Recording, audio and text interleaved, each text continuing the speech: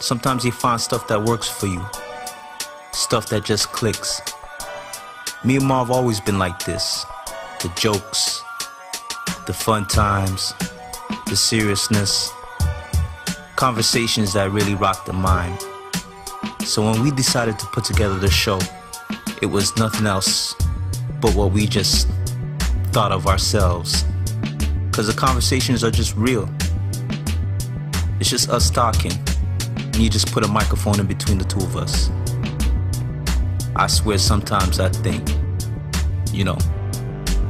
we just doing this for fun. But it's much more than that. It's how we feel, it's how we think. And it's stuff that we know other people can rock with. So to put it all together in one show, that's what the Podical Sons is, baby. The Podical Sons. Welcome back to the best no judgment zone in the world, because neither one of us don't have any law degrees. I'm Marvelous. And I'm not your average Joseph. And we are the Podical Sons. Let's start the show. How you feeling today, man? I'm feeling good. It's finally, the weather is warming up. I didn't feel no frostbite on my balls over the weekend. So I think, and don't quote me on this, but it looks like it's good weather ahead coming up for the next couple weeks. And I'm excited for spring, man. I'm gonna need you not to jinx the damn weather. That's what I'm gonna need you to do. Let's just count the fucking blessings by day and let's not jinx it, because with this weather, might mess around snow and stuff again in April, man. Stay tuned. Well, listen, if I do jinx it, then I'm just gonna get a job as a meteorologist, because that's what it is. No, there's two jobs in the world. There's two jobs in the world you can be wrong, you can always keep. An economist and a meteorologist. Any other job, if you're wrong, they will fire your ass. Yeah, you're right. Those are the two jobs, man. Happy Women's History Month. Most definitely. And the other day was Happy International Women's Day. Well, from this side of the Podical Sons, because I don't want any smoke. Maybe just a little hookah, a little shisha. But, hey, how you feel about that? But isn't every day in some way, shape, or form International Women's Day? Let's be real here, Marv. I know you don't want no smoke. Yeah, just hookah. I want the hookah. I know the watermelon flavor. I know you don't want to walk over no hot coals. Yo. But I gotta be honest with you, man. Listen, I'm a married man. You're a married man. Si bueno. And a lot of times things don't go our way. I'm going to have to say it. Here's my thing. I feel like there's a pyramid, right? So right. Picture the pyramid now, whatever. And there's a 5-tier pyramid. On top of the pyramid and stuff, whatever, is women. Next level, children. Third level, pets. Fourth level, gays and lesbians. And other. Because there's a lot of transformers going on over there, and I can't understand it yet. Right. LGBT. And the non-gender would fall in there. 00.com and all that, the signs. And then 5th tier, the last bottom tier, is straight men. Yeah, that sounds about right, because, straight men, we get shit on all the time. We never had a straight man history month. We never had a straight man day. Yo. Some of my gay friends, some of my lesbian friends, whatever, they're like a straight man day every day. I'm like, no, it's not. Like, you ain't coming up to me giving me no damn free coffee or something like that, whatever, you know what I'm saying? But yeah. I look at it stuff as that, yes, women, they have a higher graduation rate than men. Their prison system is a lot less incarcerated compared to like men's side. There's a lot of factors and stuff that come into play with that, right? So I salute women and stuff for all that, not only because I do come from a woman and stuff, whatever too, or I'm a lesbian and I love women and stuff, whatever, but I give them a little shine, a little homage and stuff, whatever, a little ones and twos. I give them one little holiday, but the month, hey. You know where I think most of the confusion comes from with the whole, oh, well, straight men ain't got no problems? Well, it's really the 1% ain't got no problems. And within that 1%, I would say, yeah, the majority are men. Correct. But outside of that 1%, we got mad problems. Listen, man, we got problems to boot. We trying to keep up with the rest of y'all. Yeah. and yeah, we need a day. We need a day ourselves, man. I mean, the funny thing too, I want to say, when it comes to days and shit like that, we get some days kind of swindled and pulled from us. I'll tell you. Like I think I mentioned it before. I think we mentioned Valentine's Day. Yeah, we mentioned. Yeah, there was a mention. There was a mention. Sweetest Day and stuff that's supposed to be for the men, whatever. Right. And women finessed their way in taking that day over and stuff as well. Yeah. Right. The February 14th is Valentine's Day, and they said 1 month, 1 day is steak and blowjob day. It's not on no calendars. They not paying adhere to it. It's probably March 15th, and ain't no man getting no lips wrapped around his sausage. So that's what I'm saying. And don't say that you can't market. You can do it as SMB Day. Well, we'll understand. We'll know what it is. Like right now, by the time this airs out, you got some time, ladies. You got some time and stuff, whatever. And fellas, you out there and stuff, whatever. Play this little piece right here and stuff for your woman. Like, you should listen to this. There you go. I think we need to just start even hashtagging SMB Day. We don't want it to be something where they can argue with. Oh, that may be too graphic. So we're gonna say SMB Day, but we really know what it stands for. Don't worry, I'm gonna find a few memes for that. Yeah, hashtag SMB Day. That's what it's gotta be. But I ain't hating on you women. I love the women, because without y'all, none of us would all exist, and there would be no world for us to be continuing our bullshit with, and there would be no Podical Sons to give you a podcast. So let's give them a little clap. We're ending off Women's Day, Women's Month, Women's Year on a good note. Oh shit! Man went PC, politically correct. And we're gonna continue on with the show. Yeah, man. Let's get to it, man. Let's talk about this Justin Trudeau thing and this SNC Lavalin Scandal. So apparently now it has broke and crossed the U.S. borders and stuff about this situation, because it's a serious situation, and it's kind of a one where, well, let me say this: any leader of a free nation, when they're brought under light and scrutiny, and they have other things that falls under there, it's gonna be a major issue. Like, obviously Trumpet. Right. Yeah. Right. What's the other guy from Philippines? Duarte. Yeah. So like, with him and his thoughts and stuff like that, whatever. So anything with a free leader. Just the other day, the former president from Israel, Benjamin Netanyahu. I can't remember how to pronounce his last name, but he just been brought up on criminal charges. Absolutely. Well, yeah, you can't.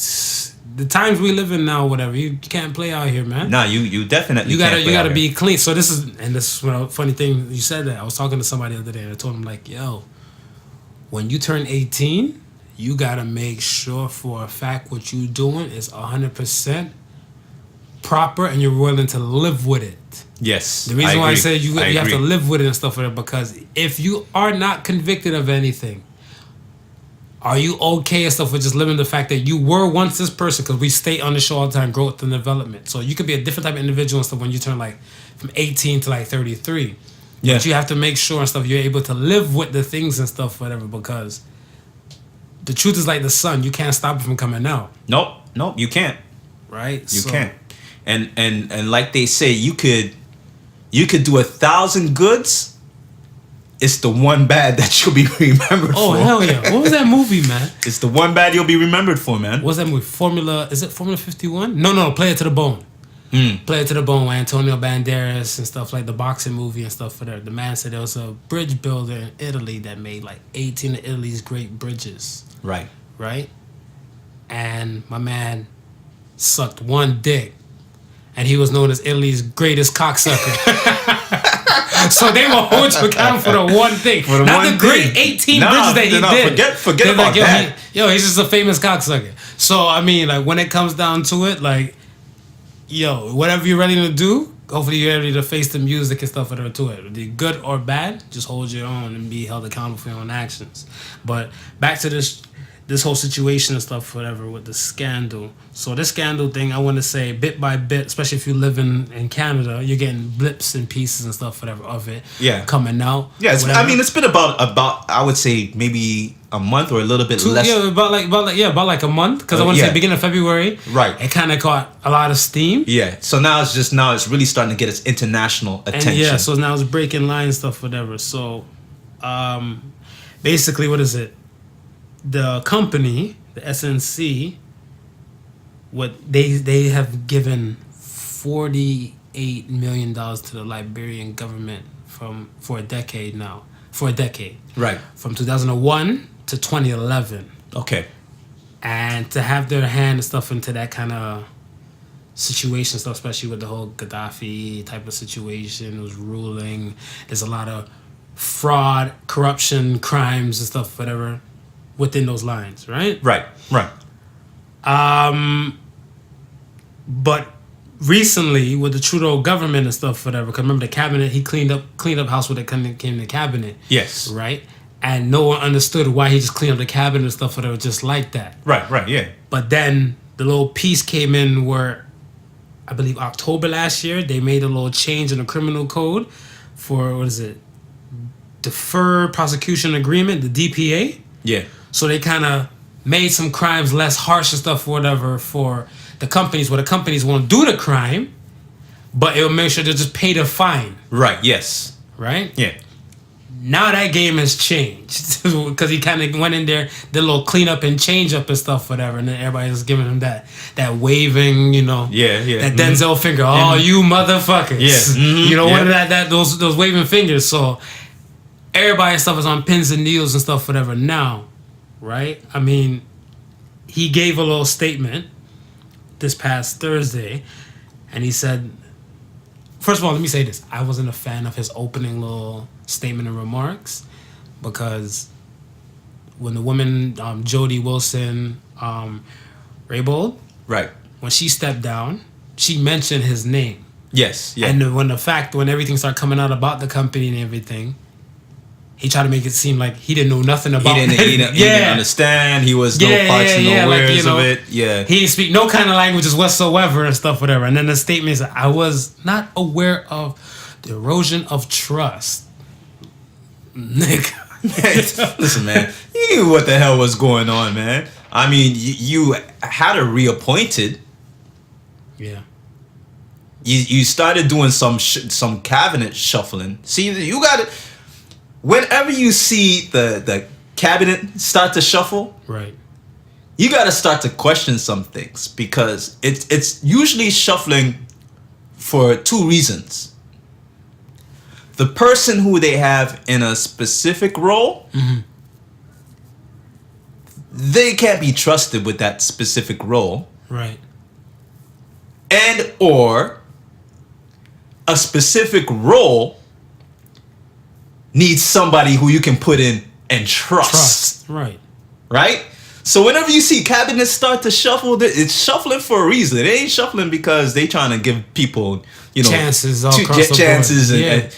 and new opportunities. Nah, it's not. It don't work like that in government. It may work like that in certain companies, but it don't work like that in government. Especially when someone newly elected is in charge. He's always looking to put people in his favor in key positions. Absolutely. Wouldn't you like that? No, hell yeah. If I'm on a company, that's exactly what I'm doing. Hell yeah. I'm going to put people in stuff that I know I rock with, and I'll hold it down and stuff whatever, from my side especially, so we can take this and just run with it as our liking. Yes. Right? And understand. And typically for business, that's good. For a consumer, it may not be so good. Yeah, that one was sticky. So you believe him? You believe his? Nah, man. I don't believe that shit. I knew. I believe he had full awareness of what's going on. You know what I mean? And one of the things that came out was these things were done to protect jobs. Right. Right. Correct. And if the scandal, if it had broken out, if they weren't given the plea deal, a lot of jobs would have been 9,000. That was about They said they employ 9,000 employees. Right, 9,000 employees' jobs would have been lost. Right. Correct. Now, how does that work? Okay, well they say they get the slap, they get the fines, and they get they're banned from bidding on a certain set of projects for the next few years, right? Right. So now I was watching an analyst on the news the other day, and he's saying, well, that number of jobs being lost might be over exaggerated. Oh, so the 9,000. Yeah, because what he's basically saying is, yeah, there's going to be a ban, but that's most likely on the federal level, right? Oh. So any projects that are geared towards like that need federal funding or federal approval of, they wouldn't be able to bid on those contracts. However, anything provincial, they'll still be able to bid on that. But my thing is stuff is that this is not the only damn company that can do that, whatever, right? No, There's it's not. other companies and shit. Cause if that's the case, I'm about to start my shit up soon. I'll be hiring after this motherfuckers get kicked out. But what they're saying is because they're so large of a company, Yeah. they're tied into so many projects. And when you look at it, it's let's say it's a contracting company. Like they put it this way, they'll get the major contracts, yeah, and they'll subcontract it to different companies. You understand? So what they're saying is it's a trickle down effect. That's how the number ends up to be like 9,000 employees. Right. But what the analyst is saying, he's saying now, say, listen, like right now, they've got contracts for the next 3 years within these different provinces. I think the ones that they have with federal government will still continue to go on. Plus, this company's operating internationally. So they got projects in the US, the UK. They got projects in the UK, Europe, maybe some parts of Africa. So you're saying this company, they're gonna be all right. They'll be all right. Yeah. Right. So this whole song and dance that we did it to save people's jobs. He's like, I don't really know about that one. Well, I'm not a fan of stuff. Whatever was going on, and good old election time's gonna be coming up. Shortly. Election times is coming up, and I mean when the scandal first broke, Trudeau was dodging the media like the running back, missing defenders. I know. You understand? It's just, I mean, within the last, I would say, week or so, he's actually, got up on the mic and actually started talking for himself. But there was other people that were coming up in place of the president. The prime minister. That's my guy that everybody likes, the Indian dude, the NDP. Was it Jagmeet Singh? Jagmeet Singh. He said the same thing I said. He's like, I don't know if I believe you in that statement and stuff, whatever. Yeah. We need some more, we don't believe you. You need more people. More people. You know what I mean? Yeah, and I was looking at him like, Doc, you ain't lying. You ain't saying nothing wrong right here. I'm like, this will definitely hurt an election run coming up, whatever, right? Well, they've already started saying that his, the opinions in the polls have started dropping for not only him, but the liberals, and then, it's listen, parties have no loyalties, man. Once they see you start hanging, they start talking to themselves and say, why not? we need to maybe oust this nigga and drive for somebody new. And then so you starting to hear other voices in the Liberal Party starting to become more dominant, speaking up, because they're kind of jockeying themselves as, okay, well, come election time, I might have to be the one that's going to represent this party. Pretty much. So then, okay, let me ask you this about the Jody Wilson-Raybould. She said the pressure and guilt got to her and stuff, whatever, so that's the reason why she definitely had to step down, and then, obviously had to give her disposition and everything and all that type of stuff. She brought to light again after she left the company and everything, but $1 million question. What happens to the whistleblowers after the shit hits the fan? You know, it's a question. Whereas, you know, They can't work at Best Buy.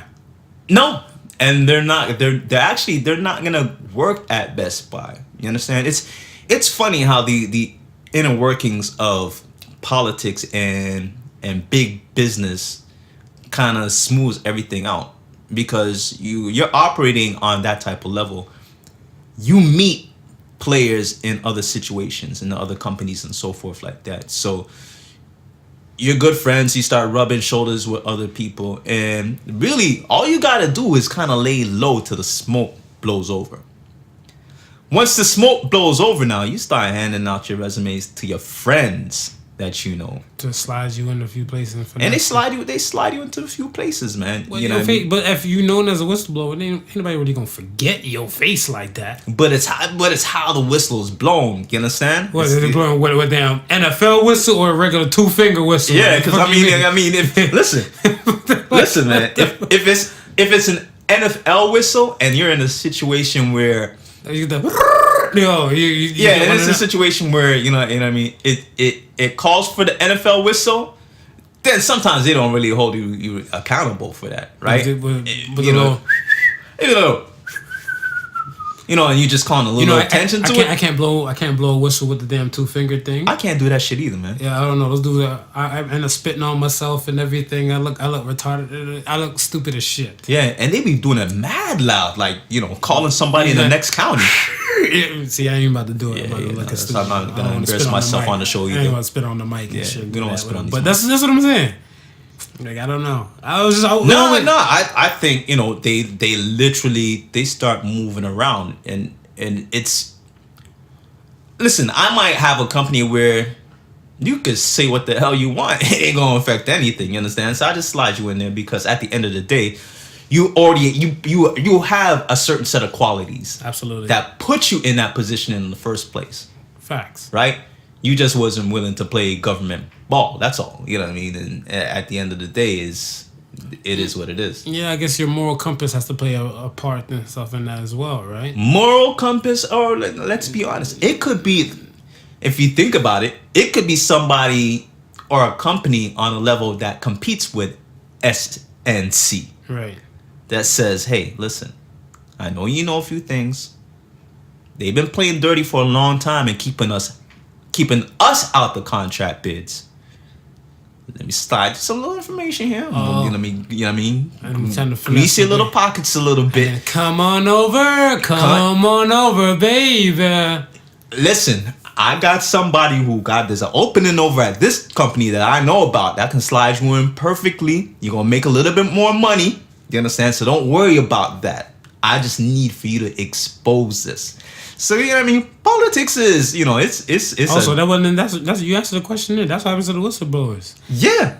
Like before they start blowing the whistle and stuff, they already dipped off. Things are already in place. A lot of them have things already in If place. you're smart, If yeah. you're smart. If If you're you're smart, smart. you already have things in place. If you're smart, yeah, that's right.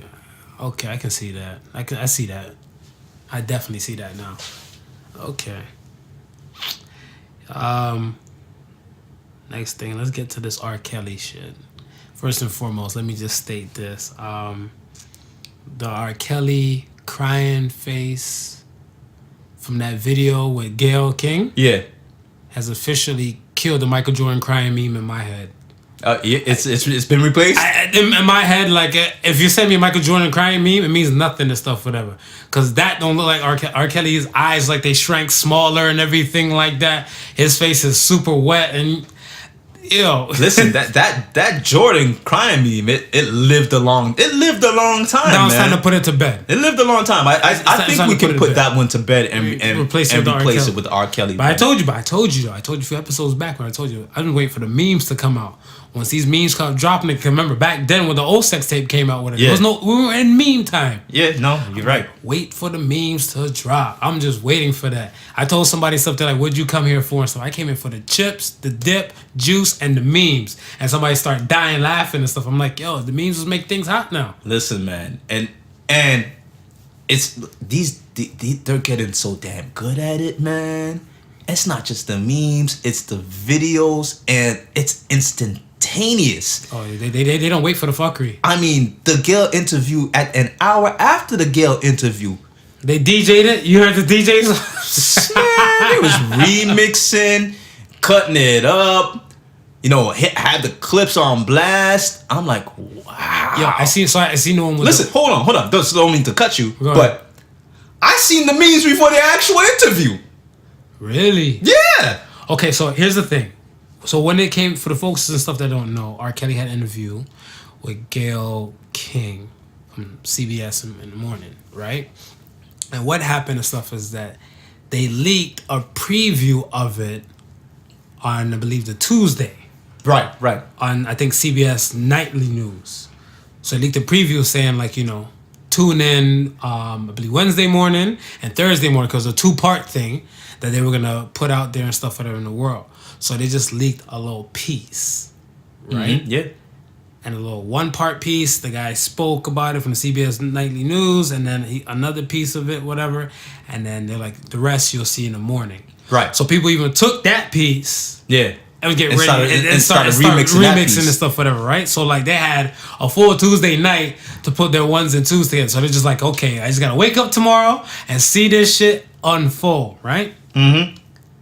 Then with the interview and stuff, she asked him some straightforward questions as usual. I feel like everybody who puts R. Kelly and stuff whatever in front of the interview, like Ed Gordon, Tavis Smiley, Gayle King, they ask a same question. Yeah. Do you have a thing with your little girls? Yeah. You know, if you have a little something with little girls and the young women and stuff like that, and all the above. But then after that first one ran, whoo! I had one with the Trinidad James, whatever, the all gold and everything. Mm-hmm. Yeah. He's like, light skin, white women, Asian. He's like, oh, I love you, all women. I seen the remix. I was like, oh, it started.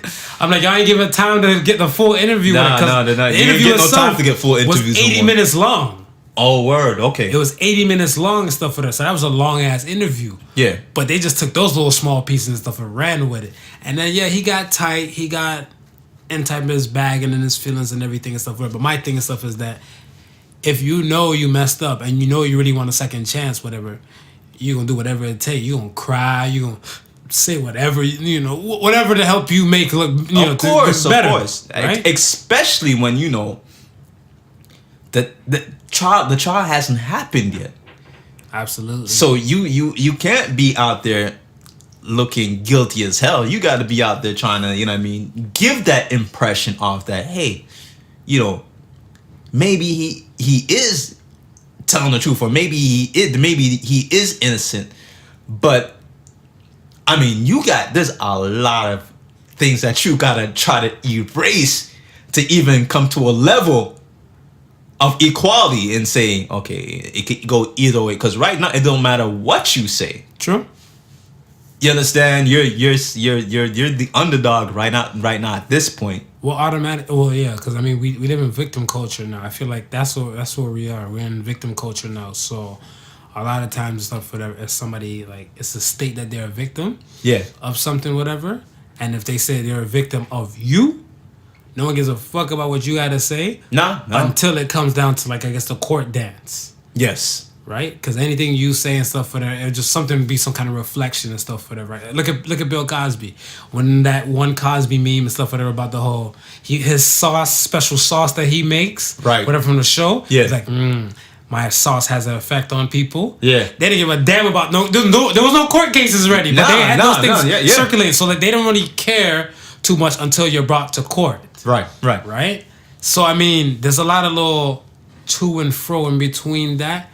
But they're not. No, I don't see it. Like, y'all know, I've been trying to give the dude the benefit of the doubt, whatever. But yes, I can't. I can't.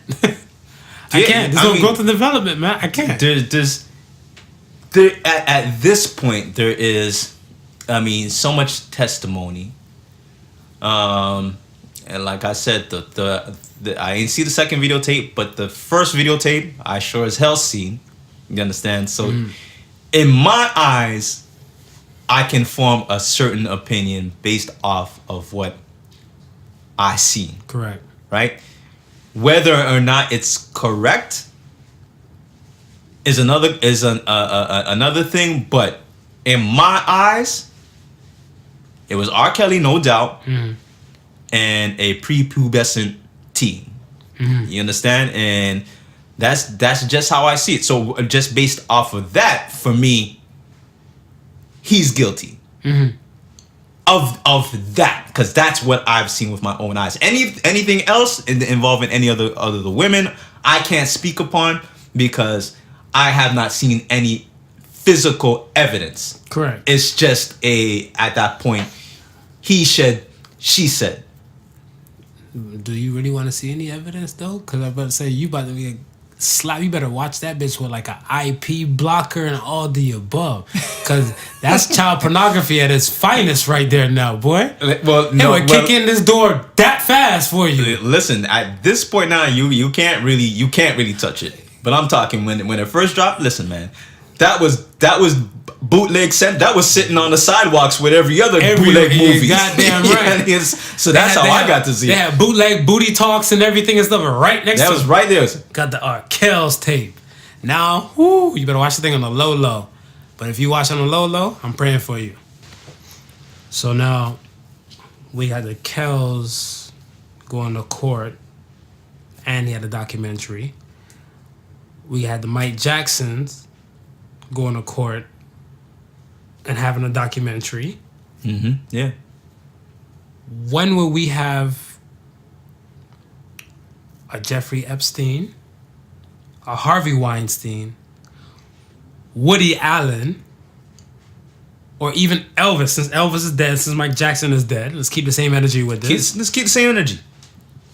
When would they have their documentary and stuff? Because for me, it looks like it's just pointing towards the black folks and stuff, whatever, right now. And I don't want to be all racist and everything and stuff, but a lot of Harvey's cases so far has been slapped on the wrists and stuff, and damn near every bit of Hollywood actresses came out. You can't say they broke. Right. And, okay, so for me, this is the thing. And I had answered a few questions on Facebook about it. Now, for me, the media is not concerned with morals and values.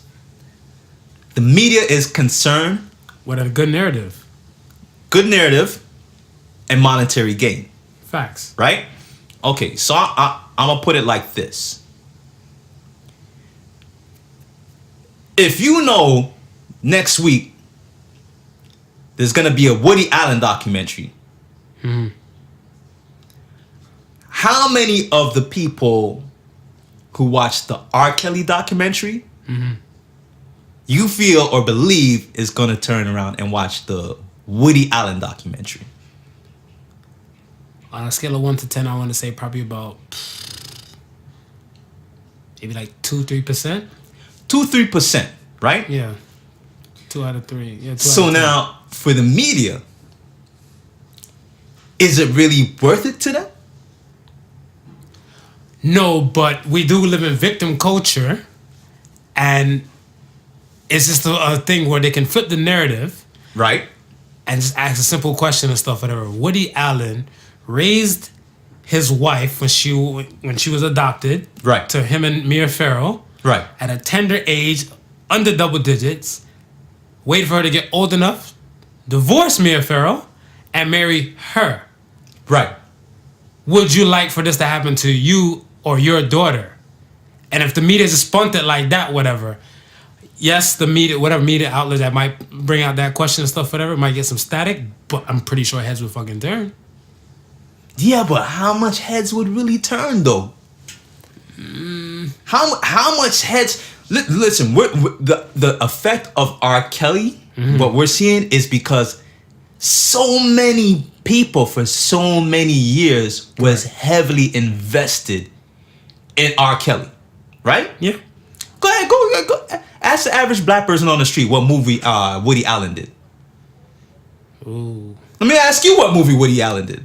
He did a few, man. The Jade, was it The Curse of the Jade? I'm forgetting the name now. Fuck. Well, yeah, you got me on that one. This is what I'm saying. You understand? Yeah, but that's what I'm saying. It's not black people are the only race on the planet. But on a moral level and stuff, whatever, marrying an adopted daughter you got is fucking filthy in a lot of people's eyes. It is. But let me put it this way, right? this is not something that's unknown, or it was like it was swept under the carpet. Right. Because when this news first broke, Yeah. I heard about it over 10 years ago. Correct. It was on the news. Correct.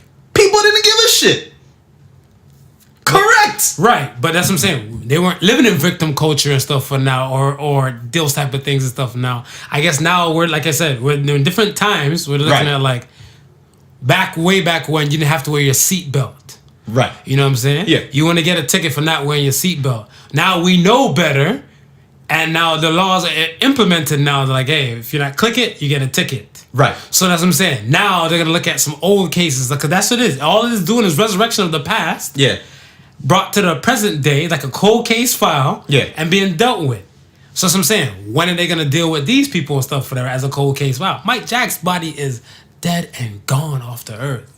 Yeah, but then we also got to look at Mike Jackson was loved by millions. I love Mike Jack. Not just the black culture, not just the white culture. That's what I'm saying. But almost any place that he touched upon on a tour, people was fainting by the thousands. Look here, man. When I was like, what was it? I think like in the first grade, and I think like Man in the Mirror dropped and everything, and they showed like the old concert video things on TV. Yeah. And I see people fainting out. Yeah. I ain't gonna lie, I was in my living room and stuff trying to fake pass out my goddamn self, whatever. Like, I was trying to catch the feeling too. I'm like, I'm trying to catch their vibe. Trying to get the vibe. They out there and stuff like, Michael! And just close their eyes and just drop. And I did that shit. My mom looking at me like, get your ass up off the damn floor. What's wrong with you? Yeah, what's wrong with you? So I'm like, well, they doing it. It seems like they enjoying the song. I'm enjoying the song too. Yeah. Kicking my leg up, doing a little bootleg moonwalk in my socks on the kitchen floor. Yeah. I love Mike. Oh man, come on, man. Everybody had their favorite Mike move. You're damn right. But this is what I'm saying. It's different when you're heavily invested in the person. So okay.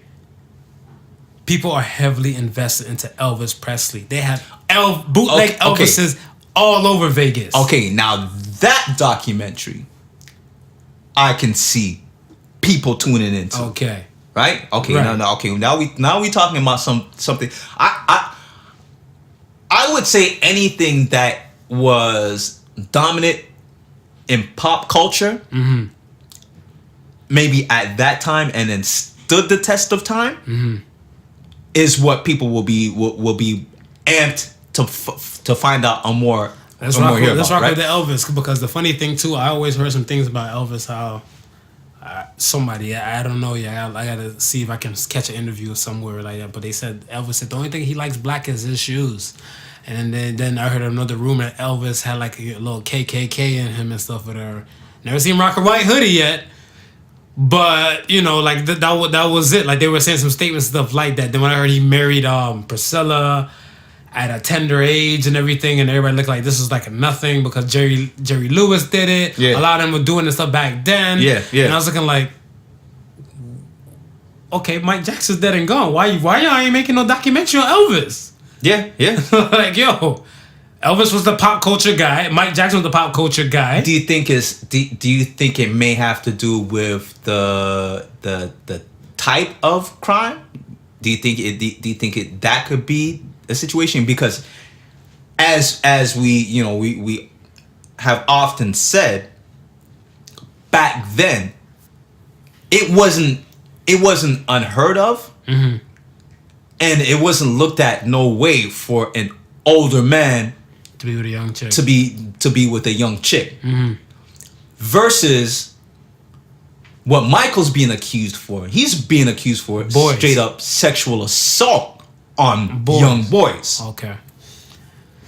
Yeah, you see, but I feel like it's being pulled and twisted just to get the specific people. Like, because there's still cases and stuff that interact that. The cases and stuff, whatever, right? Like, okay, if we're not running with the boys aspect, the little boys aspect and everything and stuff, whatever. Right. Going after a young girl and stuff is still wrong. R. Kelly haven't had little boys, but he's going after little girls. Right. So that's what I'm saying. Like, I feel like it's twist and pull to like specific people. Like even like. Okay. But again, look at the time. Okay, okay. Right now, if we're to say, okay, we're bringing it up to today's time, right? Right. If we look at America and let's say the marriages that hold strong today, right? Yeah, I told you, man. Over a 20 to 30 time period. You gotta say to this day. To this day. To this day. Over a 20 and over, let's say a 20 to 30 year time period, right? Right. The husband is older than the wife. How many of those husbands are gonna be significantly older than the wives? Tons, right? Tons. So now, if you start to bring stuff like that into question, right? A lot of people are going to have to question themselves. I met my wife when she was old enough to buy alcohol. Okay, so don't try to rope me into some shit. I ain't trying to rope you in. Oh, okay. But I'm saying a lot of people in America are going to have to look into themselves because like I said, at that time, it wasn't considered anything wrong. Right. But that's what I'm saying. Now it's a different story. That's what I'm saying. But again, okay, so now it being a different story, you bring that in today's time, you're gonna have a lot of kids who are gonna be looking at their dads in a different light. Despicable. This is what I'm saying. You understand? So, Dad, you're 11 years older than mom. Despicable. So now, is that something where we want everybody to start questioning themselves, questioning the act of what they're everything. doing? I'm a man of science. You got to question every damn thing. Point blank. Period. Some people don't want to question that. You got to question everything. Don't be shy. I'll tell you where I have a huge problem with, right? And that would be the fact that a lot of these Catholic priests are getting away with a lot of things that would have the regular person thrown under the jail for. Correct. You understand? I think that's a bigger issue than anything else because there's thousands of them. They pay out worldwide. Worldwide. They paid out over like close to $1 billion and stuff, whatever, right? Close to $1 billion of like to for hush money and stuff for these cases, right? So I mean, Catholic Church absolutely, but that's what I'm saying. Let all the monsters be brought to the light and be dealt with and stuff. If not, there's always vigilante justice out there, as is me. Cause like if you're gonna write a letter and stuff and be like, "Dear Karma," there's a few people you missed on the list. So a few people that you missed, you know what I mean? And like how we say, a lot of these things don't go to trial, don't see it never sees the light of day. However, Jeffrey Epstein. Now, I know a few of our listeners, well, I wouldn't even say a few, maybe I would probably say the majority of our listeners are scratching their head right now and saying, well, who the hell is Jeffrey Epstein? We're talking about a billionaire financier. Hedge fund, yeah. All that. Who's been rubbing shoulders with elites, politicians, royalty, movie stars, recording artists. Listen, this man has victimized over 100 women under the age of 18. Women under the age of 18. Underage girls, man. Now, this man goes to court. A slap on the wrist. What did he get? He got 13 months. He goes to court and gets 13 months for his crime. Not only does he get 13 months for his crime, but he gets immunity from people being able to talk about the case. Yeah. Right? His immunity stretches over to protect anybody else who might be damaged if their name is mentioned. Correct. By this case. Right. Right? Then you got don't forget, then you get, like I said, he didn't get hit with the pedophilia cases in 2008. That's when everything was brought to the light. This is when everything was brought to light. This He is stuff that's coming from like late 90s. Right. A lot of this stuff happened in the late 90s. None of these things were brought to the light and stuff, whatever, from that time frame and stuff, whatever. But then now in 2008, when things are being brought up and the charges are being brought up on him, he didn't get hit with the pedophilia and the underage act, statutory rape. He got hit with prostitution. The prostitution. The prostitution thing, which he beat up. Yeah. Where he only got 13 months. 13 months. Of probation. Of probation. He's supposed to do 6 months in the club fed. Yeah.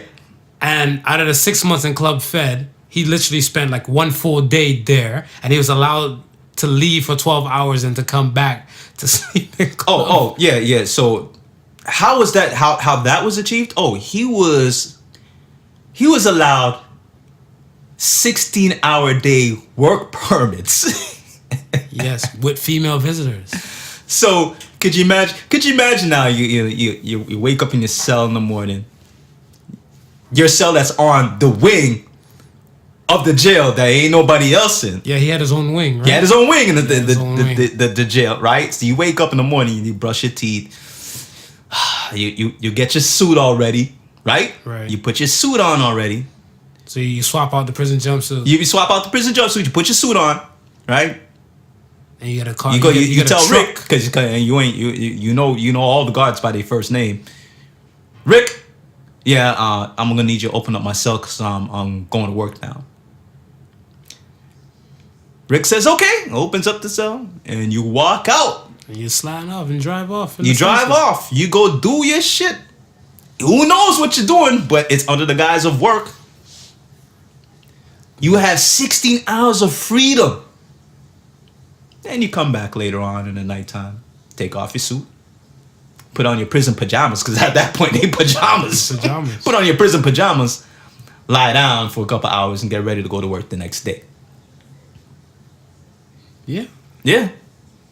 I don't know, man. Me, like I said, if this dude had over 100 girls and we're comparing him to R. Kelly, but your reference and stuff, whatever, like you said earlier, is the pop culture aspect. Yes, this man hasn't made a mark in pop culture, but there's R. Kelly's work compared to his work or like their things, like water under a bridge. What? The man has hundreds of girls that he caught, that he did this to. Virgin Islands, New Mexico, New York, West Palm Beach, Florida. Let me ask you a question. Holla. Because, I mean, like I said, he was rubbing shoulders with political elite, right, royalty, entertainers. You think he had R. Kelly performing at one of those parties? Possibly. And he probably watches, like, Woody Allen movies and stuff, whatever in the cut. Yeah. I can see that. Pretty much. Yeah. Pretty much. I mean, I see it. Why not? I wonder if R. Kelly and stuff can remember to spell his name, because R. Kelly, they say he can't write for shit. So he probably. But he may have seen it, in big letters enough to kind of, True. Yeah. It's not like he's writing, Gertrude or something like that. Nah. So it's just Kelly. It's 4 letters. 5.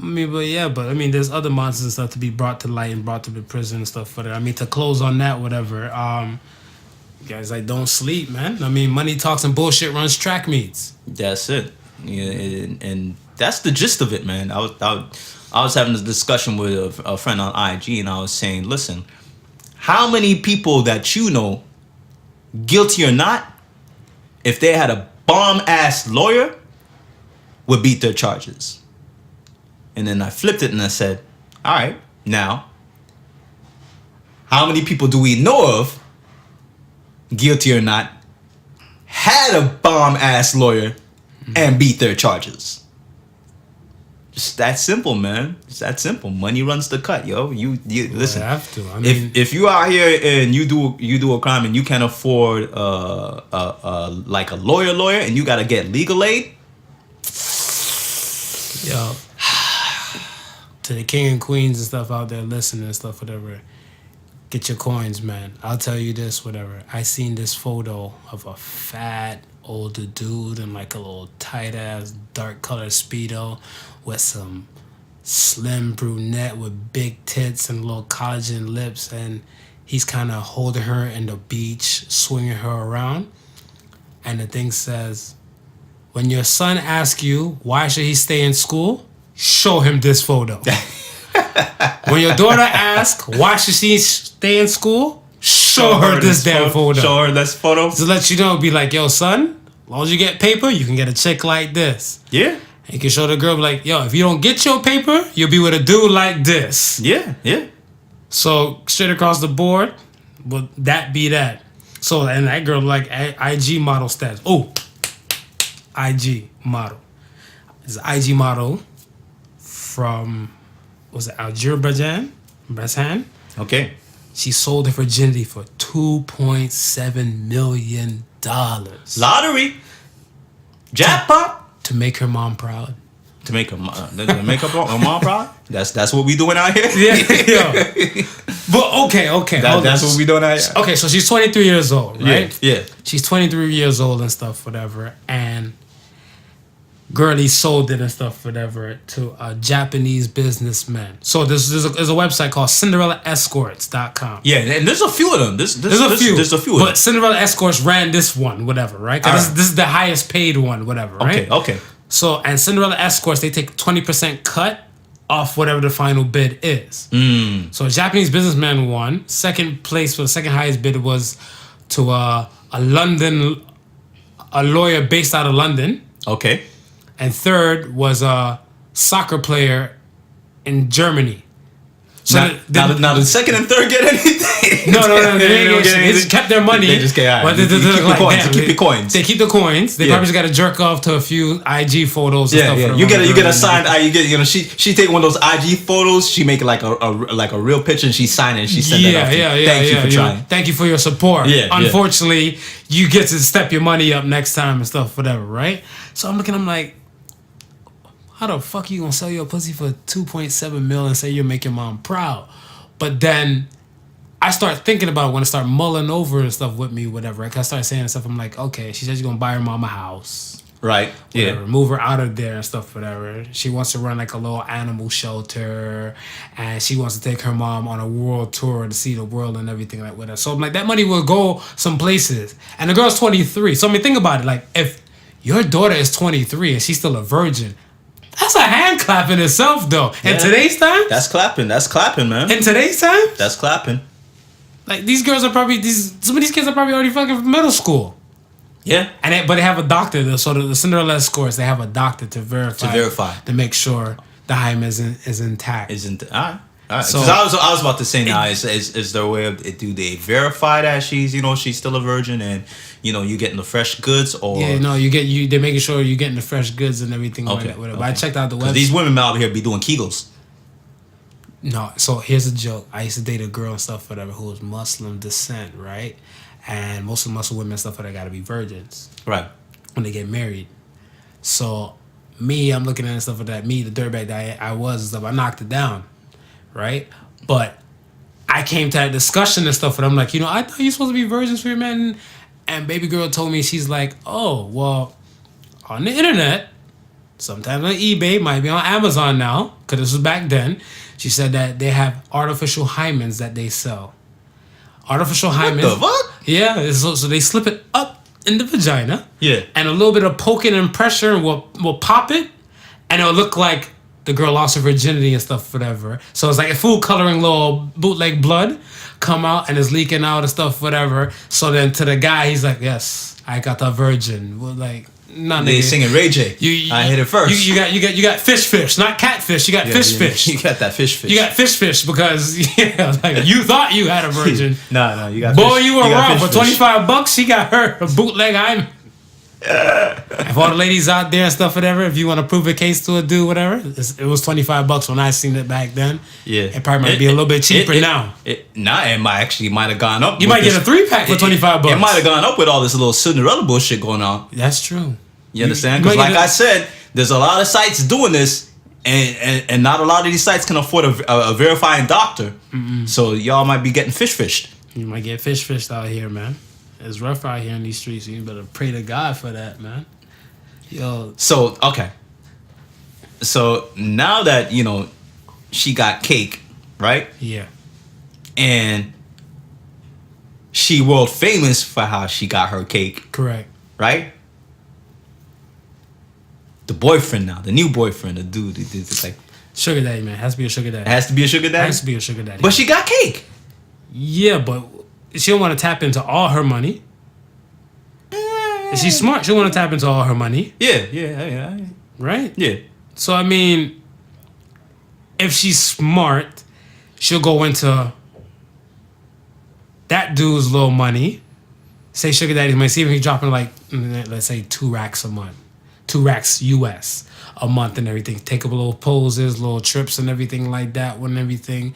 Kiss him up on the photos. And he's like, yes, I got me a nice little chick, whatever, right? Because if his sugar daddy status, he probably don't want his face to be seen because he probably got his main chick. He can afford this other side rookie chick. Remember, she got no experience. She probably seen porn, but probably don't have the personal experience because she's a virgin. This is what I was about to ask you. If you think that you think that $2 million was money well spent? Hell no. Because I kind of have to be scratching my head from that. What does I'm saying? Like, just for the hymen pop, bro? Here's my thing. I don't want to be racist and everything, but it might come up though. I don't know. What I was told is that Asian dudes ain't really packing like that.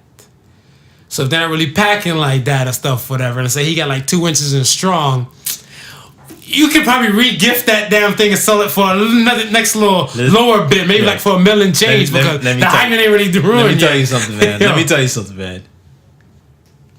As a Chinese businessman, right? Mm-hmm. Who can afford to blow a $2 million? He bought himself an extra dick, man. The extendo dick. Yeah. The He ain't extendo walking dick. out with no 2-inch, man. Go gadget extendo dick. Once he put his money in, he knew it was up, so he started putting his money elsewhere. Yo, I am not mad at that, man. I am not mad at that. I ain't mad at you. Get your coins, queen, man. Yo, I want to talk about your boy MAGA Man. MAGA Man and his church services. Well, hold up, because you know what I mean. We can talk about MAGA Man, right? Okay. But let's go back now. Let's go back to the businessman. Oh, you want to go back to business? Go ahead and run it. And he might have the little 2-incher that he now need to extend to, like, you know, the foot long to go ahead and try and get some little money's worth out of this whole exchange. Mm-hmm. Wasn't there another rich dude recently who had tried to get a foot long and something happened? Yeah. My man and stuff, whatever. The billionaire from Omega Diamonds. Mega Diamonds, that's right. Omega Diamonds. That's it. He died of a heart attack during his penis enlarging surgery. Yo, rest his soul, R.I.P. I gotta laugh in disorder, folks. Y'all gotta understand with me. See with me, I gotta laugh in disorder. I laugh for a lot of damn things. And I mean, we're not laughing at his passing. But let's get. We ain't laughing at his passing. I gave out a disclaimer though before on the older episode and stuff, whatever. Right. I said I laugh at inappropriate times. Yeah. Right. So that's just part of me and stuff, whatever. So I don't know if he's trying to put diamonds in the dick, diamonds on the dick. He was trying to do something. He got my problem is I want to see what the young lady look like who's responsible for him to get this penis enlargement. Because there's no space, shape, or form he can say, like, you know what? You know, well, today's the day that I think I should just extend my penis and stuff because it's only 2 inches. Whatever. Nah, dog. There was probably like some woman and stuff for them to cut, like, I really tried this position with you, but it's a little bit weenie. You think it might have been a black woman? You know, black, you know, they like to throw that shit out there. White women because size queens. Dick little. Yeah, those words cut deep. That you know what I mean? Those are some deep cutting words. And you be like, man, I'm a billionaire, bitch. Yeah. Watch mama go do. go billionaire extended dick. Yo, that's so what's his name again? Ehud Laniad? That was his name. That was his name. Ehud Laniad. That was his name from the Mega Diamonds. Recently too, I was looking like, yo, life sucks, man. You think you have all the money and stuff, whatever, and you about to build on top of your greatness, and you die in the process, man. Humble yourself, man. Yeah, man. You know what I mean? Listen, You're a billionaire. You don't need more than the 2 inches. Absolutely, man. Yo, that's all you need. That's all you need. That's all you need. Whatever. Be like, all you got is 2 inches and stuff. And I'm like, hey, you got an extra 10 grand to shut your mouth about my 2 inches. Yo, keep your trap shut. Keep your trap shut. You ain't gotta say nothing about That's it. it, man. Bada bing, man. I don't know, but I mean, hey. No, I think he was trying to do something freaky. I think he brought a couple of diamonds with him from the mine and said, yo, you mind every inch you just throw a diamond in, so when she looks she can count the inches. Ooh. Yeah. Ooh. Yeah. That's some MTV Crib shit right Yeah, there. that's what I'm saying, bro. Yeah, like the Chappelle, I sprinkle diamonds on my food Yeah. so my dookie can glitter. Yeah, it was like some shit like that. That's what I'm saying, bro. Ooh. I don't know, though. That might be... Gangster. If you can live. If you can live with it and stuff, though, you can whatever. live the surgery, that's gangster. Yeah, shit, so far, his success rate is kind of low for that shit. Yeah. Nah, man. Yeah, man. Like I said, MAGA man, your boys. Go back to MAGA man. All right, yeah. These church services and stuff, whatever he's doing. I'm only seeing clips and stuff on IG. I'm not seeing a full thing, but they had like a little Kurt Franklin little thing to it, little vibe. And I was vibing to it, whatever. But because I think the first one that dropped was like they was out on some field, right? yeah, like outside and stuff, whatever, all white and everybody doing that little ones and twos. He's going nuts on like the keyboard and everything. Yeah, and I see it. I see the vibe and everything and stuff, whatever. But like, are we now happy, or are we still? Yeah, to be honest, MAGA. Are we still? Go ahead. To be honest with you, that clip kind of looked more cultish than church to me. I mean, to be honest with you, I'm gonna be honest with you. Man, you ain't lying though. It looked more cultish than church to me. You are not lying. But anyway, let's go ahead and jump into this. So, for me, I think, and I may be wrong, but anytime somebody of color and in a prominence trying to clean up their act, they always gonna go for the God factor. Absolutely. That's that shroud of God, man. Religion will protect your ass from like the least bit in danger, man. Yeah. Not to mention all the pastors get away with shit. Look at the pastors. What was this shit called? Greenleaf? The show Greenleaf? Yeah. That's it. What R. Kelly had it. You saved me. You saved me. That's what I'm saying. Give me a second chance. That's what I'm saying. Like, listen, if he's gonna save you and give you a second chance, I'm gonna give you a second chance. Exactly, man. People once they use that God shroud and stuff, whatever, you're good, man. You're good. That church cape. Yeah. That's it. If you're covered in the church cape and stuff, whatever, you'll be alright. Whatever. You got that little protection built. Whatever. So that's what I'm saying. Like, especially if you slide in one of those mega churches and then you say, Pastor Ronald, here's a $10,000 contribution. Oh, absolutely, man. Come on, man. They gonna. Now I know Kanye did have some problems. He done wore the MAGA hat. But every man can't be forgiven. No. Praise the Lord. Praise the Lord. Praise the Lord. Sister Martha over there fanning herself at the same time. Yeah, he do make good music. He made Jesus walks. He said he never going to hell. Jesus still walking. No matter what you do, Jesus still walking. I don't know. I love to be at the end of that damn service though, because at the end of church service is when everybody's shaking hands and everything. Yeah. And if that fucker sitting in the front, I'm gonna walk all the way to the fucking front of the church to go catch Kanye. I'll be like, yo, hey, how you doing? What's up? Let's talk about this MAGA shit, because your donation today doesn't wipe everybody's memory clean. Yeah. You ain't donate to the Marvin Negro Foundation and stuff, so my memory ain't clean. Explain to me your bullshit rhetoric. Because that conversation and stuff, whatever, is going to be a hell of a one and stuff, whatever. Because, like I said, people wipe away some nonsense, whatever, right? And it blows my mind and stuff, whatever. Like, my question to you and stuff, whatever.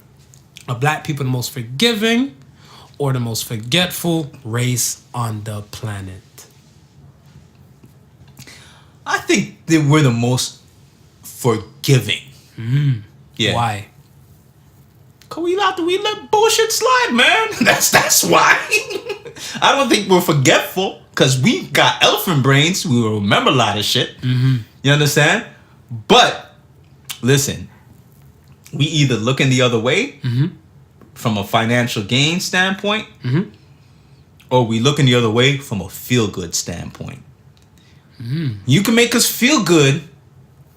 Oh man, listen, that ain't about dropping a bucket what you did, bro. You alright. No, as long as you don't do it again. Then they end up doing it again. And oh man, that ain't nothing but a drop of the bucket, bro. As long as you don't do it again, do it again. Do it again. Do it again. Do it again. Do it again. Do it again. Do it again. Do it again. Do it again. Well, I don't care, man. I don't know. You think we're forgetful? I don't want to sit on the fence on that question, but I do want to say that I'm going to rock with you a little bit more on the forgiving side, because a lot of times and stuff, whatever, when it comes to the extra bullshit from people that we see and stuff, whatever, especially like with us, we just tend to forget things, right? So I'm saying we just tend to forget and stuff, whatever, like it happened and everything and stuff, whatever. Like I was saying this to a chick the other day and stuff, whatever. I'm like, a lot of y'all chicks are like Chloe, but y'all laughing at Chloe. Yeah. Oh yeah. Right? Mm-hmm. Yeah. So my thing and stuff is I'm scratching my head. I'm like, did you forget that the dude just did you bad like that? Whatever. Yeah. I'm like, or are you just forgiving? Like, and I said the forgiving aspect and stuff, whatever. A lot of times, especially like with I guess the Kanye shit, whatever. They're like, if he make 2-3 hits and he just stick to the music, we'll just brush the bullshit and stuff underneath the rug. And I feel like that's the time and stuff, especially when if they were in the church cape too. Right. They do the same thing and stuff as well. So I think the forgiving aspect and stuff, because I feel like not to be on a racial type of thing with it, but I feel like most religions on the planet, most races on the planet, they're not as forgiving or church going compared to like black folks. Nah, black folks and stuff, whatever, every part of the world will find themselves a space, shape, or form of a kind of church or belonging and stuff to go to. Yeah. If it be Muslim descent or, Catholic or, Christian Baptist type of style, they'll still find a way to like just cling on to religion. They go full throttle when they go into these religions and stuff, whatever as well. Yeah. So I mean, like, and most of the things of the religions and stuff is always trying to tell you to be a forgiving, be a forgiving person. Exactly. Right. So then when it comes down to that tail of the tape and stuff, whatever, that's where it kind of comes from and stuff, where I feel like forgiving wins. But yeah, I want to give a quick shout out to 21 Savage and his bank account campaign. First and foremost, 21 Savage, after his he's still going on with his immigration battle.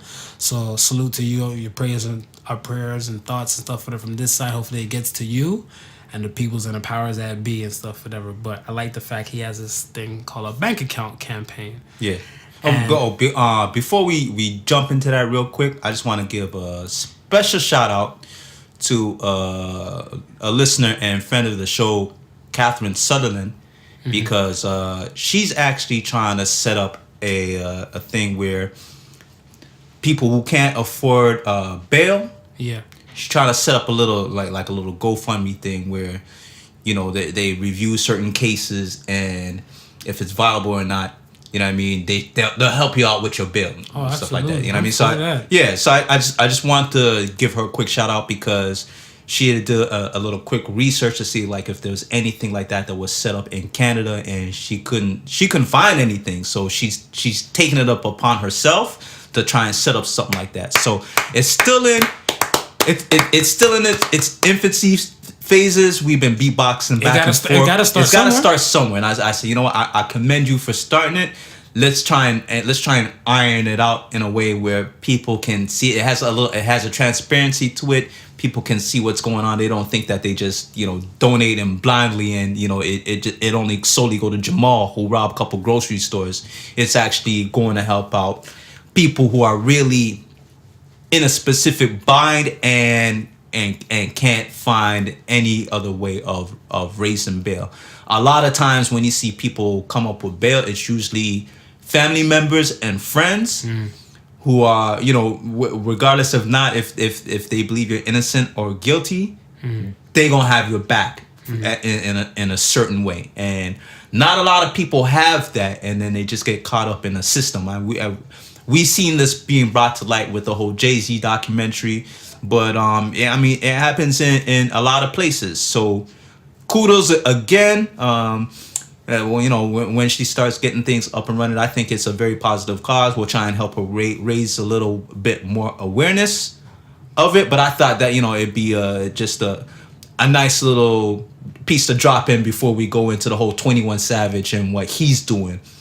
Well, yeah, it's to everything and stuff for her. Salute to her and her little campaign starting off as well.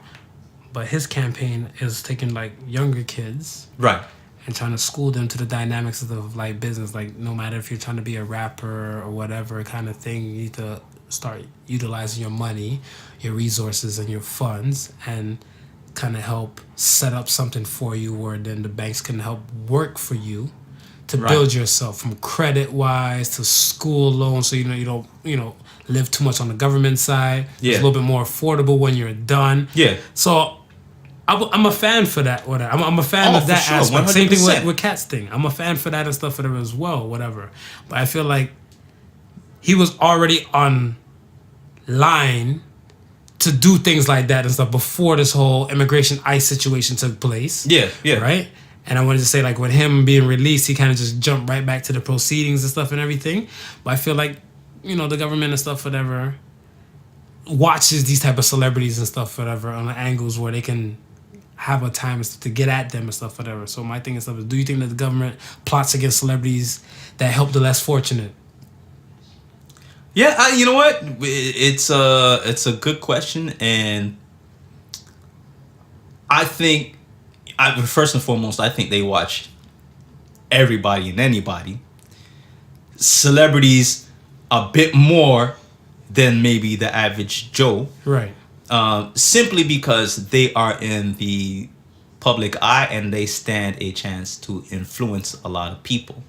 So when they see something like this pop up, where it's going against the grain, and listen, everything is built around systems, and in order for systems to work, the status quo has to remain the same.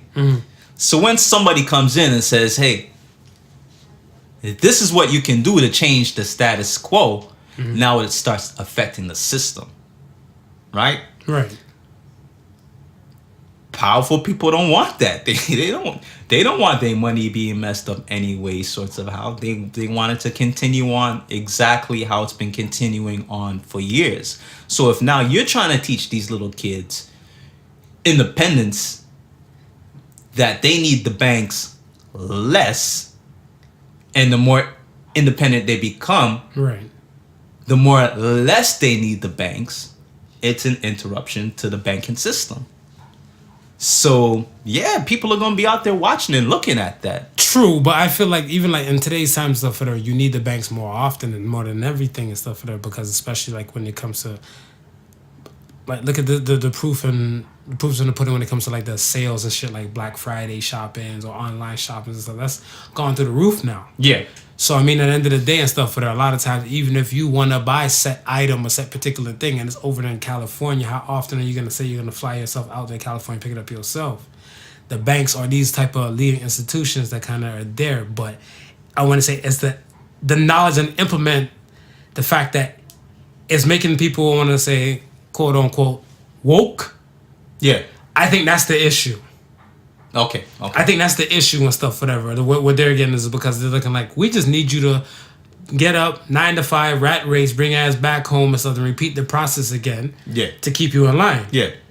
But the fact that now situations like this now awaken people to say like, well, it doesn't have to be this day-to-day rat race. If I manage myself properly like this and that and the third, I could probably have things working for me, my own business and all that type of stuff. They're like, no. Who started this shit? We're going to get him the fuck up out of here. He or she get him the fuck up out of here. Right? So that's what I'm saying. I'm like, 21 Savage, Jay-Z, Nipsey Hussle, these type of peoples and stuff that I'm talking about. And this from our side of the culture. But this is what I'm saying when I say when It's a disruption to the system. Yeah, when I say disruption to the system, okay, what system are we talking about? Okay, from that point of view, we're talking about the economic system, right? Right. Well, then, who really benefits the most from the economic system?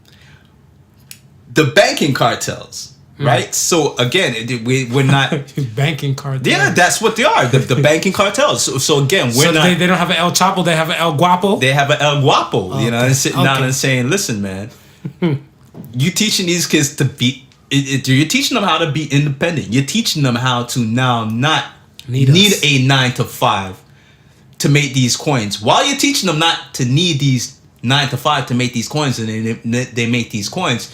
Now they start to figure out, well, I'm either going to approach these banks, because we still need the banks, you're right. Yeah.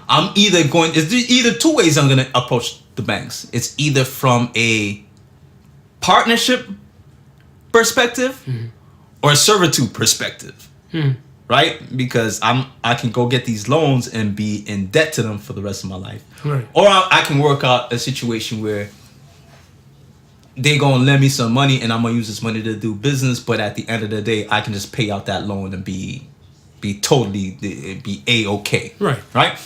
So yeah, it's definitely an effect to the status quo of how things work, right? Because the less people that you have for your factories, what happens to the factories? Well, yeah, the factory's gonna be filled with some robots soon, and then the Matrix gonna kick in, and a lot of shit's gonna fuck up. But that's just my conspiracy theory, though, right? Now I share that conspiracy with you. So okay, so case in point now, right? So as the young cat coming up, he's almost saying to them, listen, man, start getting yourself out of them 9 to 5 thinking, because pretty soon there won't be a 9 to 5 for you to think about. Right, pretty much. Right? You got to figure out ways now how to make money for yourself in order to make a living. And it's probably not even making money or guap for yourself, but how to have a standard of living where you're not so dependent on, let's say, money. Or the things that money brings. Right. Yeah, that can work.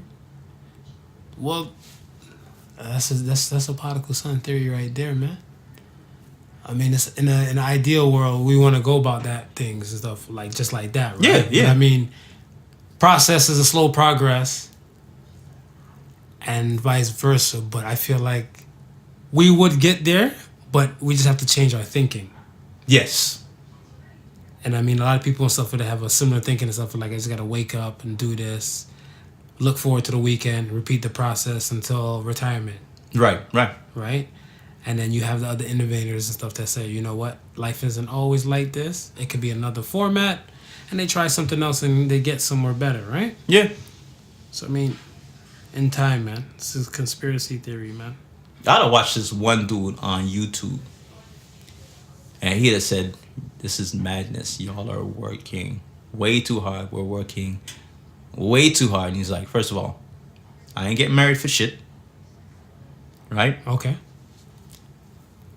I think he worked some good job in the U.S. Right? He said, well, the first thing I did was set myself up in an online business, right? Dude left from U.S. and moved to Thailand. Okay. Because he said the apartment that he can rent in Thailand, in the U.S., that would cost him maybe $1,500, $2,000 a month. Right. Gonna cost him 200 and some US in Thailand. Why you saying Thailand? There's a whole bunch of strippers there. Are we talking about Thailand, nigga? Thailand. Oh, I'm about to say Thailand. I don't know. I was like, Thailand sounds like a nice place for a lesbian and stuff There's a lot to of go. Thais up in Thailand. Yeah, I mean, it sounds kind of like a nice, sexy place. Listen, he done move himself to Thailand, aka Thailand, with all the thighs and the eyes on the thighs. I don't know. They got some Bangkok little trans there. You better watch yourself. They got something slapping against their thighs out there. They got something out there too. But this is what I'm saying. What he's saying is like, listen, if the cost of living is so low that I ain't struggling with the rat race. Well, that's the thing. You just have to change your format of thinking. If you change your format or the way of how you think and stuff, whatever, your view and your point of view is a whole lot different and a whole lot broader. I think a lot of issues are like, even like with myself, I told myself and stuff, whatever, that I sold myself short when it came to resources, like even like pertaining to like school loans and all that type of stuff in the beginning. Right. Because there were so many other programs and other things and stuff that I could have applied for and stuff, whatever, besides like a Millennium Grant and everything. Coming from a single parent household, could have got something for that. Could have, for me being young and black, coming from America, could have got something from that. You know what I'm saying? There's so many other things, but you sell yourself short from resources. Right. Because my way of thinking and stuff, whatever, wasn't that different. But you have no one to blame but yourself. Because if you point one finger at a person, there's 4 fingers pointing right back at you. So you have to hold yourself accountable to that, right? Yeah. So, I mean, I know you're a YouTube man and everything and stuff, whatever, and I know you like your YouTube videos and shit. But, hey, I mean, that one was insightful. Yeah. I mean, when I was looking at it, I was like, yeah, but bro, I'm already married, man. I can't be rolling to Thailand. No. Unless I can have a little, you know what I mean, a family fun. You know, it's when you're single and you're thinking on that lines, it's easier for you to make that move. Absolutely. When you're married and you have a family who's accustomed to a certain type of living, certain type of food, it's hard for you to say, hey, we can do this. Let's all pick up and go to Thailand. And you know what I mean? You got to be able to put them in that mind frame that you're already in to make that move successful. Yeah. See, I go on YouTube looking for some fuck shits. That's what I go on YouTube for. I go on YouTube for like fuck shits. Like, I seen a dude stranded in the snow for like 5 days in his truck in a snowbank, and he survived in his car for 5 days off Taco Bell hot sauce packets. That's the shit I look for. Don't look at me like that. How many days he survived? 5 days. How many Taco Bell hot sauce packages did he have in the damn That's car? what I'm saying. You see, that's why I start reinventing myself. I'm like, oh, should I be going to these restaurants and just throwing these things in the glove compartment and stuff, whatever, right? Yeah, you may never know. You never know, shawty. Man. You never know. So that's what I'm looking at. And he survived it. It was him and his dog. They got trapped in a snowbank and stuff, whatever, right? But I guess he turned off his car off and on. Yeah. To stay warm, but not to let the gas kind of die out and stuff. Right. So and I was looking at it, I was like, yo, that shit's dope. But I'm like, I don't know. Dog would have been a hot dog and stuff with some taco sauce on this shit. Yo, Peter gonna have to come get me. Peter, you gonna have to come get me the fuck up out of here because, yo, it's gonna be off the chain in that bitch. That'd be a court case in itself where... It'd be like, yo, I was trying to survive. But like I said, if he's a straight man, he's definitely losing that case. Like I said, the pyramid. Yeah, oh yeah, you're right. Because the pets come before straight men. They would have been like, why didn't you cut off your finger? Yeah. Or two and make sure you and Rover were surviving. They make a whole C-SPAN video on that bitch. Hot damn. Yo, I don't know, man. There's some wild shit out here. Very wild, man. So that's what I'm saying. Like, but kudos to dude, Yo, salute to him. My man, his name is Jeremy Taylor, man. Jeremy Taylor. You get a little shout out on the show, man, for that survival thing. I don't wonder how he was doing it. Like, did he turned tear the corner of the package and then he would do like 2 drips at a time. You gotta ration that shit. Yeah, of course you gotta ration it. Okay, P. I remember one time I was watching Modern Family one time, right? Right. And Phil got trapped up and stuff, whatever, in like a closet in some place that he was showing off a house to. Yeah. And my man was like, yo, his cell phone and stuff was on the counter, so he couldn't reach it. He's screaming out for help. So my man had like a package, like a thing of Tic Tacs, but he had like 9 Tic Tacs. Yeah. So he rationed them out. He's like, breakfast, lunch, dinner, breakfast, lunch, dinner. So he's like, I got 3 days of the Tic Tacs in here. Right? And I'm looking at him like, yo, I am not mad at you, man. But I'm like, my main thing, I'm like, yo, where you gonna piss your shit at? Because that's my main concern and stuff for them. I'm like, yo, you gotta find a place and you gotta be able to bear with the stench. Yeah. You gotta be willing to bear with the stench. Because other than that, you still SOL. Or if you probably watch all the damn old seasons of MacGyver and stuff, whatever, you be out there in like 30 seconds flat. You might build a bomb with a shoelace, right? So I don't know. Hey. You might build a bomb with your own manure. Nah, you taking this shit too far. You took this shit literally too far. You need to calm your ass down over there. It's highly flammable. It's true. That methane gas could probably blow a hole in the corner if you place it right. Yo, you know what? Come to think about it, you might not be lying though. Let's look at that shit. Well, I'm telling. Listen, man. Some research on that survival of the fittest. That's all. I'll get back to you on that. That sounds like shit. some MacGyver shit right there, right? Some MacGyver shit. Damn right. So I wanted to say the real point and stuff what they're trying to get at this for like this week and stuff, whatever. How do you feel about people borrowing money and vanishing on you? Man, I have had this happen to me a few times where I'm now at the point where I'm very selective on who borrows money from me, right? Mm-hmm. And the B side of it is I don't lend out anything that I'm not willing to miss. Yeah, absolutely. Yeah. I subscribe to that. So I've safeguarded myself into a situation like this because I feel that in a moment of desperation, people are willing to tell you anything, even the things that they know is impossible. For instance, my car payment's due. Okay. Right? Okay. I'm gonna get paid on Thursday, but it's due on Monday. Okay. Loan me $400. I get back to you on the Thursday. I'm gonna give it back to you on Thursday. Okay. Right? Now, in a moment of desperation, this is the logic that this person has worked out in their head. Right? Okay. But if they're in that position where they gotta borrow money,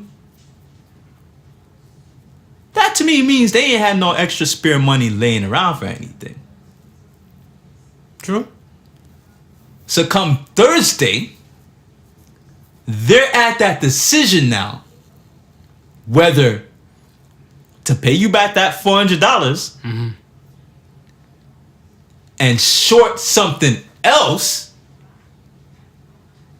that they gonna require the money for. Or to be like, you know what? Mortgage is due. And I can't give that $400 away right away. Yeah, but I think that's a shit plan of that person because if you're going to give the $400 away to the car payment people anyway, Yeah. then why you treat me different? See, that's what I'm saying. Like me, I don't fuck with people like that. When it comes to like lending money and everything, I agree with you. You said that if I can't miss it, if I'm not going to miss it and everything like whatever, when I lend it. Yeah. But my thing is stuff is that I'll do the same thing as that, like that. Like if I'm not going to miss it, but I give them and stuff whatever actually 60 days. In my mind, I give you 60 days. Yeah. Because same thing. This might come up, that might come up and stuff whatever and be like, yo, bruh, you need to sort yourself out. He or she needs to sort yourself out. Right. On the payment level. Yeah, of course. To say to yourself, like, okay, if I lent you $400 and stuff whatever, you got like 60 days, whatever. I'm assuming you got like 4 pay periods. You better say $100 here, $100 there, $100 there, $100 there. We're done. We're square in 60 days. We're square in 60 days. Whatever, right? I'm giving you umpteen amount of time to kind of sort yourself out. It's like other shit might come up and stuff as well. Right. But after the 60 days and stuff, whatever, that's it. I'll still carry on like everything's peachy keen, but you know for a fact I can't lend you shit no more. Exactly. You just have to know that, whatever. Yeah, Just know for like, yo, I'm in this dire straight. Like, bro, I gave you 60 days last time. Right. What if $100 from that? I know my pit bull needed an abortion. My goldfish and stuff was in a rehab and everything and stuff like that. Whatever. I'm like, sorry, Vaya. That's it. What that got to do with me? What that got to do with the price of tea in China? Nothing. So that's how I kill that and write it off and stuff that pertain to people lending money. Yeah, and I think, and another thing about it, I'm a fan of just being straight up forwardness, right? Mm-hmm. If Thursday come by, or come around, and you realize, listen, that money that I told you that you was gonna get on Thursday, I can no longer. I'm not in a position to give you that money on Thursday. Mm-hmm. Just call me and say, hey, listen, I know I was supposed to give you the money today. No, people won't do that. But this is what I'm saying. No, don't say people won't do that, because I've had situations. I've had situations where it's let's say the majority. Yeah. Let's say the strong on majority and stuff, whatever, right? Because rule number one and stuff, whatever, especially fucking with the Podical sons, is your ego is not your amigo. Right. But now people and stuff, whatever, when their ego and stuff is getting the best of them and stuff, like, shit, I just told this dude that I'm gonna get him back the money on Thursday and everything like that. Let me dodge his phone call. Yeah. Let me not answer. Let me not respond to him and stuff and all the above, whatever, right? Because it's kind of like, fuck your priority, I come first. So now their main concern and stuff is not you anymore, or not paying you back, whatever. And I want to say a good portion of people are like that. You tell me all the time I shouldn't expect people to think like me. So I'm trying to think like how they might think. So my thing and stuff is, like I said, I'm giving you 60 days, bro. 60 days, that's enough time for you to sort out yourself. Yeah. And if you go unemployed within that 60 days and stuff, whatever, you definitely need to sort out yourself that point, whatever. But I can't help you. Yeah, I did as much as I could. As much as I could, yeah. As much as I could and stuff, because even if I'm single, like $1, my own millionaire lifestyle or whatever the fuck, whatever, you still don't know what I might do with that money. With that money, of course. But you assume that I have nothing else going on in my life, so I have to cater to your life. Right. Whatever, right? So my thing and stuff is that if you feel like that and you think that way and stuff, whatever, I'm okay with losing $400 to know for a fact that I learned a valuable lesson about you in the process. Yeah. I mean, even with lending that money, and I might even go as far as, throw the onus back on you during this whole contractual obligation, and tell you, say, listen, I'm gonna lend you this money, but if you know for a fact that come Thursday, you ain't gonna have it, don't borrow this money. Fair. But you just said, so you answered your own question in the beginning, though. You said they will come out some hoot nanny bullshit. Of course they gonna come out with some hoot nanny. Yeah. Thursday, you got it, for sure. And you don't get shit. Yeah. Usually. That shit don't bother me. Yeah, we're at the question mark of the show. And shout out to the man who asked more questions than me, Alex Trebek, and his stage 4 pancreatic cancer dance. Yeah, man. Shout out to Alex, man. I want to say I'm definitely a fan and stuff of him and his courage and stuff for bringing it to the light, to the world, because a lot of times people look and realize and think there's nothing going on with a person and stuff, whatever, and Monday through Friday, day in, day out, he's put on a straight face, bold face, cracked his jokes, had his questions and did his ones and twos immaculately. So this question of the week and stuff, whatever, is, this is for you, Alex. It might not be your style of questions, but hey, it's my style of questions, whatever. But yeah, prayers and thoughts and stuff are with you from this side. Yeah, and I recall you telling me that you actually, put in a few applications to actually. I always try to apply to Jeopardy and stuff like that. Don't be surprised you see one half of the Podical Sons on Jeopardy one of these days. Hopefully when Alex is still there, standing proud and all the above. But yeah, man, I apply to Jeopardy twice a year. You gonna see two halves. You know what I mean? Are you gonna come on there with me? Nah, I'm be in the crowd and be like, oh, okay. Yo, what up? So for Marvelous. And then Alex gonna ask the question, who's that person in the crowd that is gonna...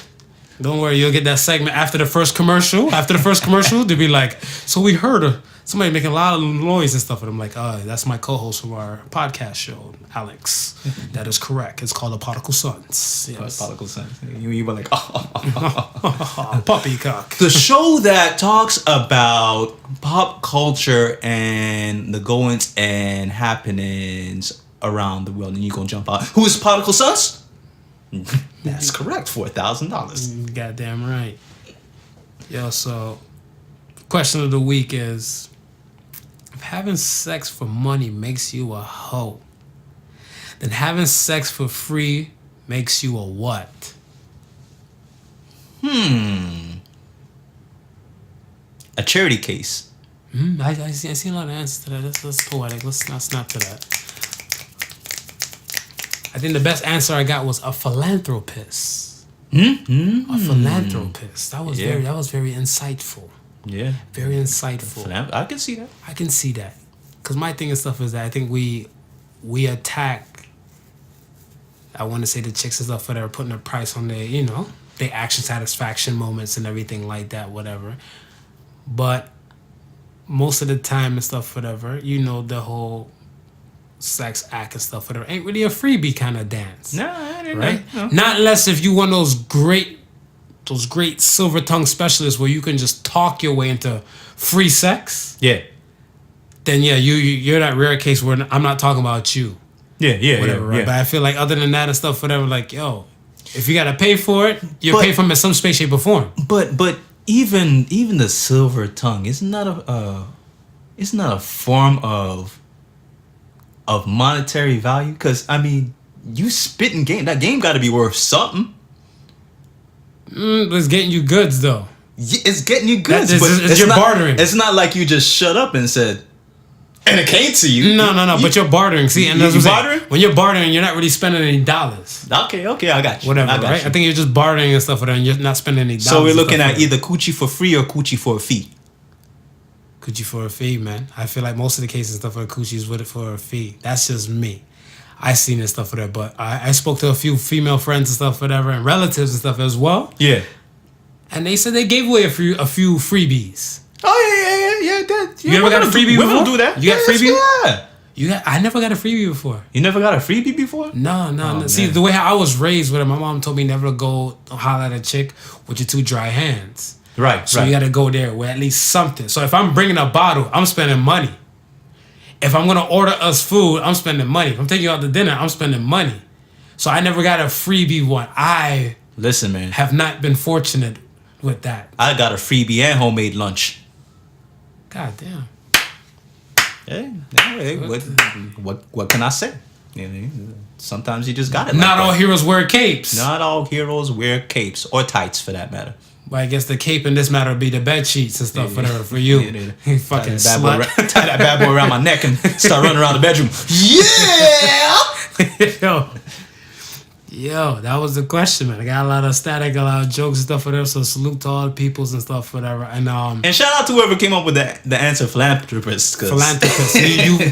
Yes, you are the true MVP. For further note, pertaining to the questions and everything and stuff, whatever, come the month of April, or a little bit before the month of April and stuff, all the questions will stop being on Sofa King Marvelous' Instagram page and be fully on the Podical Sons Instagram page. So if you're still looking forward to the questions and you love the questions Mondays and Thursdays, the questions will pop up, but they will be popping up on the Podical Sons page directly on Instagram and stuff as well. So look forward to that, and we'll keep the show going. Yeah. We're at the Ask the Sons mark. Sorry to cut you. You know what? You know what you should do? What's up? Because you might have some people who don't hear this message. On your page, post it. Yeah, automatic. No, that's automatic. Regardless. This week's question. Regardless. No, but this is more tailored to the listeners. This is tailored to the listeners. But to the peoples and stuff, whatever. Before they're gonna see it. Yeah, they'll see. They're gonna see it. But the listeners come first. Mm-hmm. So listeners come first, stuff for them, so they'll hear it and stuff, whatever. But as well, it will be posted and stuff for them to know as well. So across the board, everywhere. Okay. But back to Ask the Sons. Mishi _707 says, "Is there such a thing as a good racist or good racism?" Wow, that's a good question. Yeah, I thought about this bitch when I read this shit. That's a good question. I'm thinking about that right now. I think a good racist and stuff, whatever, I guess will kind of look towards more prey on the stereotype of like another whatever individual they might be staring at, whatever, right? Right. So I want to say, I don't know, they might say, I guess, so-called thing, they might say black people are lazy. I don't know how. They were in the fields picking cotton. But, Inventing shit, doing other shit, whatever. But, I guess in that case and stuff, whatever, they like, say if they might look and say, well, this person and stuff, whatever, like, what they say, Jewish people are cheap. yes, And everything and stuff, whatever. So I guess you won't come to a Jewish person with like an astronomical price about, hey, you should buy this shirt for $25 and stuff, when you know he's gonna look at you like, I got 10 for you.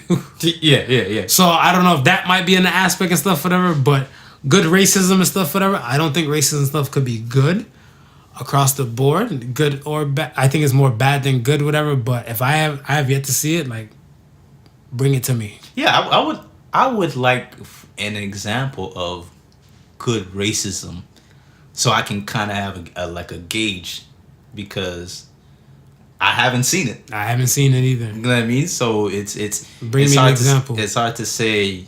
Yeah, you know what? That Burberry news do look kind of fly, and The news? It does add a certain je ne sais quoi to the sweater. Jennifer Lynch. Yo. Yeah, well, that's a good damn question. So salute to Mishy for that one.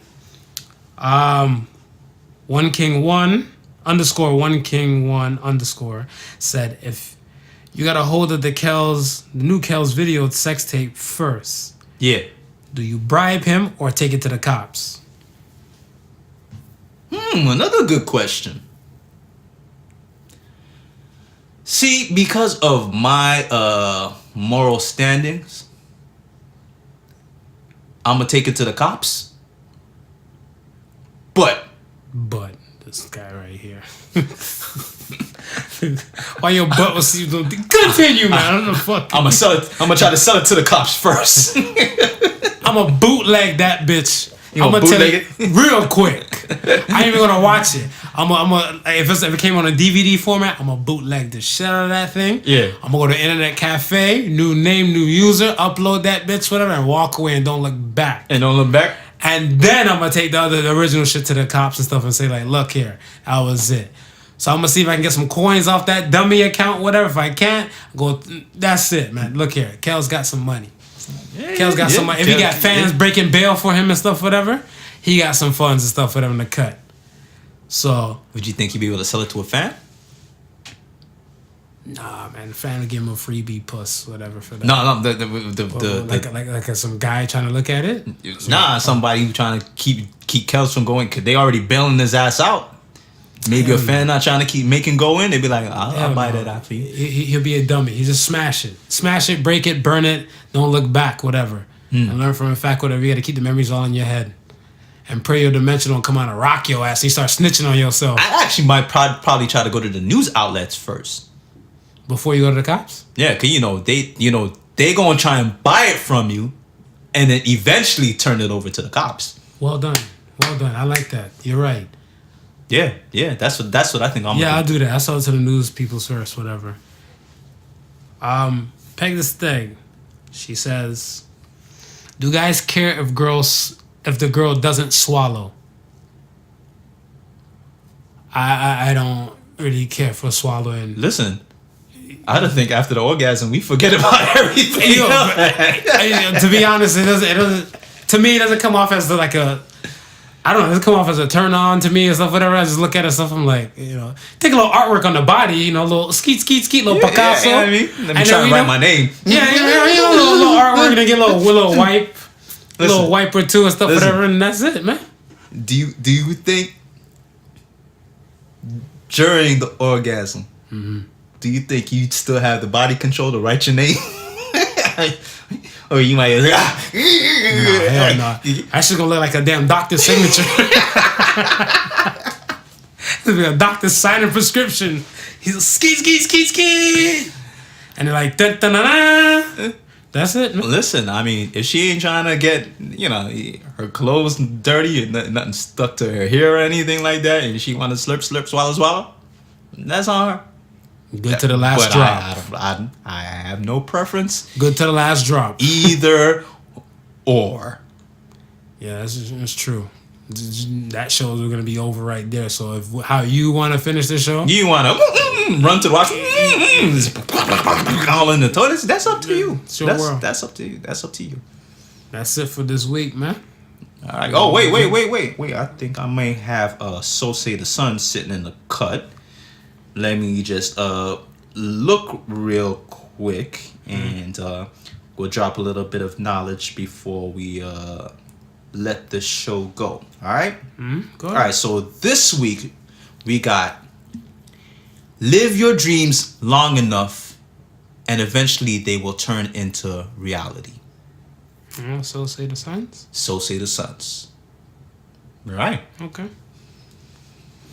Well, good. We're at that time of the show. We're good. Yeah. We'll close it off, man. Again, thank you for listening to the Podical Sons. Remember, the difference between stupidity and genius is that genius has its limits. Peace and love. Y'all be easy. Wait, I just remembered one thing. This is episode number 22. You counting? This is episode number 22. I think we got, a few more before we hit 25. So, we still trying to, think of something to do special on the 25th. You know what I mean? So, send us in your emails, send us in suggestions on what we could do to commemorate the 25th episode, and we're gonna take a lot of those things in consideration, but definitely we'll do something that's gonna be exciting. And with that, I say peace. Peace. The Podical Sons with not your average Joseph and Sofa King Marvelous.